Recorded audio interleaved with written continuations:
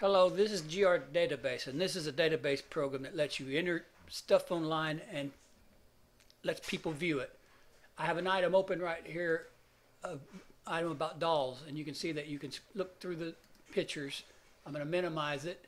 I have another item over here open already. You can just bring that back up. You can move these windows around and you can do lots of stuff with it.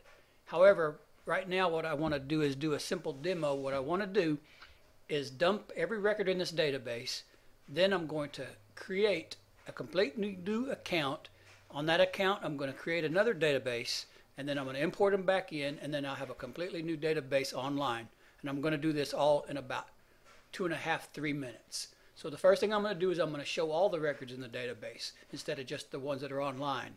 And you see that I have 1,632 rows. So I'm going to export these to the hard disk first. So this window shows all of them that I'm going to export, which is 632. It's going to export them to allfieldslayout.csv. So I select all of them that I want to export, and I say Start Export Now. And what that does is downloads these records to my local drive. So it asks me where to put them. I say Save File. I say OK. Okay, so it puts it down there. Now what I'm going to do is I'm going to go select it from my... Well, actually what I'm going to do is close this window. Now, I'm going to create a new database. No, I'm going to log out. Now I'm going to log back in because I want to create a completely new account. I wish to create a new account. I'm going to put it Tom and just some dummy passwords, and I'll say create new account. Now when I create an account, it's going to give me some messages to show what I'm doing, but then I'm going to have to enter a email address, which is a contact email address for this account, and save the changes.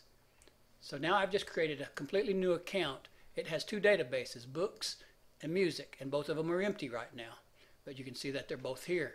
But what I'm going to do is create a new database to show you how easy it is, and I'm going to pick books. It fills some stuff out. I'm going to call this books 2. It's got my email address in there. Here's a description. I want to treat the key as numeric. And then I'm going to say create database now.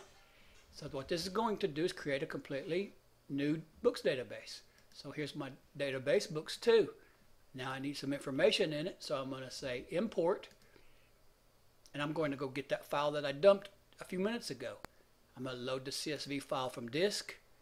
It's called All Fields Layout. Double click on that so that it will load that file from disk, and it'll take a little while because it has to load it completely from the disk, and it'll show up here in just a second.